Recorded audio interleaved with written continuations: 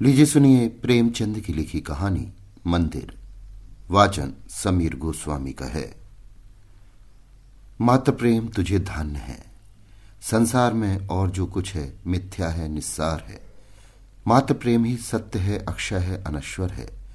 3 दिन से सुखिया के मुंह में न अन्न का एक दाना गया था, न पानी की एक बूंद। सामने पुआल पर माता का नन्हा सा लाल पड़ा करा रहा था। आज 3 दिन से उसने आंखें न खोली थी। कभी उसे गोद में उठा लेती, कभी पुआल पर सुला देती। हंसते खेलते बालक को अचानक क्या हो गया, ये कोई नहीं बताता। ऐसी दशा में माता को भूख और प्यास कहाँ। एक बार पानी का एक घूंट मुंह में लिया था, पर कंठ के नीचे न ले जा सकी। इस दुखिया की विपत्ति का वार पार न था। साल भर के भीतर 2 बालक गंगा जी की गोद में सौंप चुकी थी। पतिदेव पहले ही सिधार चुके थे। अब उस अभागिनी के जीवन का आधार, अवलंब जो कुछ था, यही बालक था। हाय, क्या ईश्वर इसे भी इसकी गोद से छीन लेना चाहते हैं। ये कल्पना करते ही माता की आंखों से झरझर आंसू बहने लगते थे। इस बालक को वो क्षण भर के लिए भी अकेला न छोड़ती थी। उसे साथ लेकर घास छीलने जाती, घास बेचने बाजार जाती तो बालक गोद में होता। उसके लिए उसने नन्ही सी खुरपी और नन्ही सी खांची बनवा दी थी। जियावन माता के साथ घास छीलता और गर्व से कहता, अम्मा हमें भी बड़ी सी खुरपी बनवा दो, हम बहुत सी घास छीलेंगे। तुम द्वारे माची पर बैठी रहना, अम्मा मैं घास बेच लाऊंगा।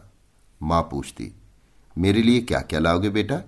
जियावन लाल लाल साड़ियों का वादा करता। अपने लिए बहुत सा गुड़ लाना चाहता था। वे ही भोली भोली बातें इस समय याद आकर माता के हृदय को शूल के समान बेध रही थी।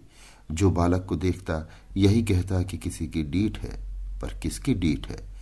इस विधवा का भी संसार में कोई बैरी है। अगर उसका नाम मालूम हो जाता तो सुखिया जाकर उसके चरणों पर गिर पड़ती और बालक को उसकी गोद में रख देती। क्या उसका हृदय दया से न पिघल जाता। पर नाम कोई नहीं बताता। हाय, किससे पूछे, क्या करे। 3 पहर रात बीत चुकी थी। सुखिया का चिंता व्यथित चंचल मन कोठे कोठे दौड़ रहा था। किस देवी की शरण जाए, किस देवता की मनौती करे। इसी सोच में पड़े पड़े उसे एक झपकी आ गई। क्या देखती है कि उसका स्वामी आकर बालक के सिरहाने खड़ा हो जाता है और बालक के सिर पर हाथ फेर कर कहता है, रो मत सुखिया, तेरा बालक अच्छा हो जाएगा। कल ठाकुर जी की पूजा कर दे, वही तेरे सहायक होंगे। ये कहकर वो चला गया। सुखिया की आंख खुल गई। अवश्य उसके पतिदेव आए थे, इसमें सुखिया को जरा भी संदेह न हुआ। उन्हें अब भी मेरी सुधि है, ये सोचकर उसका हृदय आशा से परिप्लावित हो उठा। पति के प्रति श्रद्धा और प्रेम से उसकी आंखें सजग हो गईं। उसने बालक को गोद में उठा लिया और आकाश की ओर ताकती हुई बोली, भगवान मेरा बालक अच्छा हो जाए तो मैं तुम्हारी पूजा करूंगी। अनाथ विधवा पर दया करो। उसी समय जियावन की आंखें खुल गईं। उसने पानी मांगा। माता ने दौड़कर कटोरे में पानी लिया और बच्चे को पिला दिया। जियावन ने पानी पीकर कहा, अम्मा रात है कि दिन। सुखिया, अभी तो रात है बेटा, तुम्हारा जी कैसा है। जियावन, अच्छा है अम्मा, अब मैं अच्छा हो गया। सुखिया, तुम्हारे मुंह में घी शक्कर बेटा, भगवान करे तुम जल्द अच्छे हो जाओ। कुछ खाने को जी चाहता है। जियावन, हाँ अम्मा, थोड़ा सा गुड़ दे दो। सुखिया, गुड़ मत खाओ भैया, अवगुण करेगा, कहो तो खिचड़ी बना दूं। जियावन, नहीं मेरी अम्मा, जरा सा गुड़ दे दो, तेरे पैरों पड़ो। माता इस आग्रह को न टाल सकी।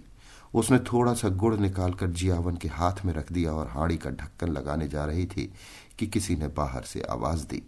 हाड़ी वही छोड़कर वो किवाड़ खोलने चली गई। जियावन ने गुड़ की 2 पिंडियां निकाल ली और जल्दी जल्दी चट कर गया। दिन भर जियावन की तबीयत अच्छी रही। उसने थोड़ी सी खिचड़ी खाई।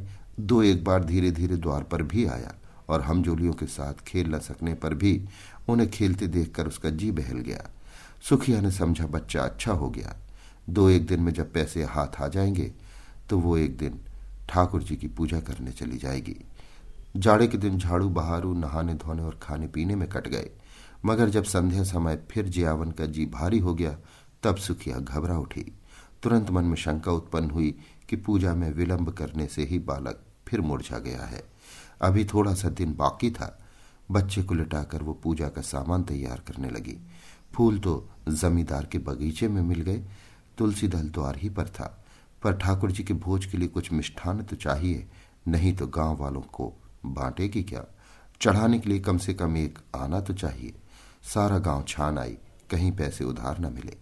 अब वो हताश हो गई। हाय रे अदिन, कोई 4 आने पैसे भी नहीं देता। आखिर उसने अपने हाथों के चांदी के कड़े उतारे और दौड़ी हुई बनिए की दुकान पर गई। कड़े गिरों रखे, बतासे लिए और दौड़ी हुई घर आई। पूजा का सामान तैयार हो गया तो उसने बालक को गोद में उठाया और दूसरे हाथ में पूजा की थाली लिए मंदिर की ओर चली। मंदिर में आरती का घंटा बज रहा था। 10-5 भक्तजन खड़े स्तुति कर रहे थे। इतने में सुखिया जाकर मंदिर के सामने खड़ी हो गई। पुजारी ने पूछा, क्या है रे, क्या करने आई है? सुखिया चबूतरे पर आकर बोली, ठाकुर जी की मनौती की थी महाराज, पूजा करने आई हूं। पुजारी जी दिन भर जमींदार के असामियों की पूजा किया करते थे और शाम सवेरे ठाकुर जी की। रात को मंदिर ही में सोते थे। मंदिर ही में आपका भोजन भी बनता था, जिससे ठाकुर द्वारे की सारी अस्तरकारी काली पड़ गई थी। स्वभाव के बड़े दयालु थे, निष्ठावान, ऐसे कि चाहे कितनी ठंड पड़े, कितनी ही ठंडी हवा चले, बिना स्नान किए मुंह में पानी तक न डालते थे। अगर इस पर भी उनके हाथों और पैरों में मैल की मोटी तह जमी हुई थी तो इसमें उनका कोई दोष न था। बोले, तो क्या भीतर चली आएगी? हो तो चुकी पूजा, यहां आकर भर भ्रष्ट करेगी? एक भक्तजन ने कहा। ठाकुर जी को पवित्र करने आई है। सुखिया ने बड़ी दीनता से कहा, ठाकुर जी के चरण छूने आई हूं सरकार, पूजा की सब सामग्री लाई हूं। पुजारी, कैसी बेसमझी की बात करती है रे, कुछ पगली तो नहीं हो गई है? भला तू ठाकुर जी को कैसे छुएगी? सुखिया को अब तक कभी ठाकुर द्वारे में आने का अवसर न मिला था।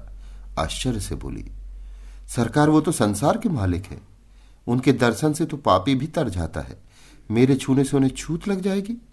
पुजारी, अरे तू चमारिन है कि नहीं रहे? सुखिया, तो क्या भगवान ने चमारों को नहीं सिरजा है? चमारों का भगवान कोई और है, इस बच्चे की मनौती है सरकार। इस पर वही भक्त महोदय जो अब तक स्तुति समाप्त कर चुके थे डपट कर बोले, मार के भगा दो चुड़ैल को, भर भ्रष्ट करने आई है, फेंक दो थाली वाली। संसार में आप ही आग लगी हुई है, चमार भी ठाकुर जी की पूजा करने लगेंगे तो पृथ्वी रहेगी कि रसातल को चली जाएगी। दूसरे भक्त महाशय बोले, अब बेचारे ठाकुर जी को भी चमारों के हाथ का भोजन करना पड़ेगा, अब प्रलय होने में कुछ कसर नहीं है। ठंड पड़ रही थी, सुखिया खड़ी कांप रही थी और यहां धर्म के ठेकेदार लोग समय की गति पर आलोचनाएं कर रहे थे। बच्चा मारे ठंड के उसकी छाती में घुसा जाता था, किंतु सुखिया वहां से हटने का नाम न लेती थी। ऐसा मालूम होता था कि उसके दोनों पांव भूमि में गड़ गए हैं। रह रहकर उसके हृदय में ऐसा उद्गार उठता था कि जाकर ठाकुर जी के चरणों पर गिर पड़े। ठाकुर जी क्या इन्हीं के हैं? हम गरीबों का उनसे कोई नाता नहीं है। ये लोग होते कौन है रोकने वाले? पर यह भय होता था कि इन लोगों ने कहीं सचमुच थाली वाली फेंक दी तो क्या करूंगी। दिल में अटकर रह जाती थी। सहसा उसे एक बात सूझी। वो वहां से कुछ दूर जाकर एक वृक्ष के नीचे अंधेरे में छिपकर इन भक्तजनों के जाने की राह देखने लगी। आरती और स्तुति के पश्चात भक्तजन बड़ी देर तक श्रीमद् भागवत का पाठ करते रहे। उधर पुजारी जी ने चूल्हा जलाया और खाना पकाने लगे। चूल्हे के सामने बैठे हुए हूं हूं करते जाते थे और बीच बीच में टिप्पणियां भी करते जाते थे। रात 10 बजे तक कथा वार्ता होती रही और सुखिया वृक्ष के नीचे ध्यान अवस्था में खड़ी रही। सारे भक्त लोगों ने एक एक करके घर की राह ली। पुजारी जी अकेले रह गए। अब सुखिया जाकर मंदिर के बरामदे के सामने खड़ी हो गई, जहां पुजारी जी आसन जमाए बटलोई का शुद्धावर्धक मधुर संगीत सुनने में मग्न थे। पुजारी जी ने आहट पाकर गर्दन उठाई तो सुखिया को खड़ी देखा। चिढ़कर बोले, क्यों रे, तू अभी तक खड़ी है? सुखिया ने थाली जमीन पर रख दी और एक हाथ फैलाकर भिक्षा प्रार्थना करती हुई बोली, महाराज जी, मैं अभाग्नि हूं, यही बालक मेरे जीवन का अलम है, मुझ पर दया करो। 3 दिन से इसने सिर नहीं उठाया, तुम्हें बड़ा जस होगा महाराज जी। ये कहते कहते सुखिया रोने लगी। पुजारी जी दयालु तो थे, पर चमारिन को ठाकुर जी के समीप जाने देने का अश्रुतपूर्व घोर पातक वो कैसे कर सकते थे? न जाने ठाकुर जी इसका क्या दंड दें। आखिर उनके भी बाल बच्चे थे, कहीं ठाकुर जी कुपित होकर गांव का सर्वनाश कर दें तो? बोले, घर जाकर भगवान का नाम ले, तेरा बालक अच्छा हो जाएगा। मैं ये तुलसी दल देता हूं, बच्चे को खिला दे, चरणामृत उसकी आंखों में लगा दे, भगवान चाहेंगे तो सब अच्छा ही होगा। सुखिया, ठाकुर जी के चरणों पर गिरने न दोगे महाराज जी? बड़ी दुखिया हूं, उधार काढ़कर पूजा की सामग्री जुटाई है। मैंने कल सपना देखा था महाराज जी, कि ठाकुर जी की पूजा कर, तेरा बालक अच्छा हो जाएगा। तभी दौड़ी आई हूं। मेरे पास 1 रुपया है, वो मुझसे ले लो, पर मुझे एक क्षण भर ठाकुर जी के चरणों पर गिर लेने दो। इस प्रलोभन ने पंडित जी को एक क्षण के लिए विचलित कर दिया, किंतु मूर्खता के कारण ईश्वर का भय उनके मन में कुछ कुछ बाकी था।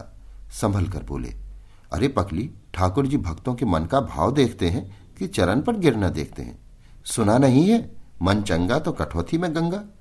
मन में भक्ति ना हो तो लाख कोई भगवान के चरणों पर गिरे, कुछ ना होगा। मेरे पास एक जंतर है, दाम तो उसका बहुत है, पर तुझे 1 ही रुपये में दे दूंगा। उस बच्चे के गले में बांधना, बस कल बच्चा खेलने लगेगा। सुखिया, ठाकुर जी की पूजा न करने दोगे? पुजारी, तेरे लिए इतनी ही पूजा बहुत है। जो बात कभी नहीं हुई वो आज मैं कर दूं और गांव पर कोई आफत विपत आ पड़े तो क्या हो, इसे भी तो सोचो। तो ये जंतर ले जा, भगवान चाहेंगे तो रात ही भर में बच्चे का क्लेश कट जाएगा। किसी की डीठ पड़ गई है भी तो चंचल, मालूम होता है छत्तारी बंस है। सुखिया, जब से इसे ज्वर है मेरे प्राण नहों में समाये हुए हैं। पुजारी, बड़ा होनहार बालक है, भगवान जिला दे तो तेरे सारे संकट हर लेगा। यहां तो बहुत खेलने आया करता था, इधर 2-3 दिन से नहीं देखा था। सुखिया, तो जंतर को कैसे बांधूंगी महाराज? पुजारी, मैं कपड़े में बांधा कर देता हूं, बस गले में पहना देना। अब तू इस बेला नवीन बस्तर कहां खोजने जाएगी? सुखिया ने 2 रुपए पर कड़े गिरों रखे थे, एक पहले ही बन चुका था, दूसरा पुजारी जी को भेंट किया और जंतर लेकर मन को समझाती हुई घर लौट आई। सुखिया ने घर पहुंचकर बालक के गले में जंतर बांध दिया, पर ज्यों ज्यों रात गुजरती थी उसका ज्वर भी बढ़ता जाता था, यहां तक कि 3 बजते बजते उसके हाथ पांव शीतल होने लगे।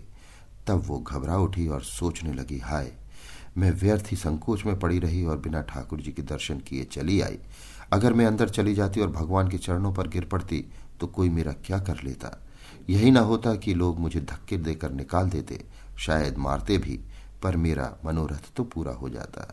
यदि मैं ठाकुर जी के चरणों को अपने आंसुओं से भिगो देती और बच्चे को उनके चरणों में सुला देती तो क्या उन्हें दया ना आती?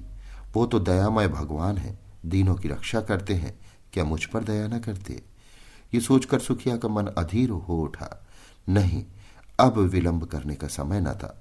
वो अवश्य जाएगी और ठाकुर जी के चरणों पर गिरकर रोएगी।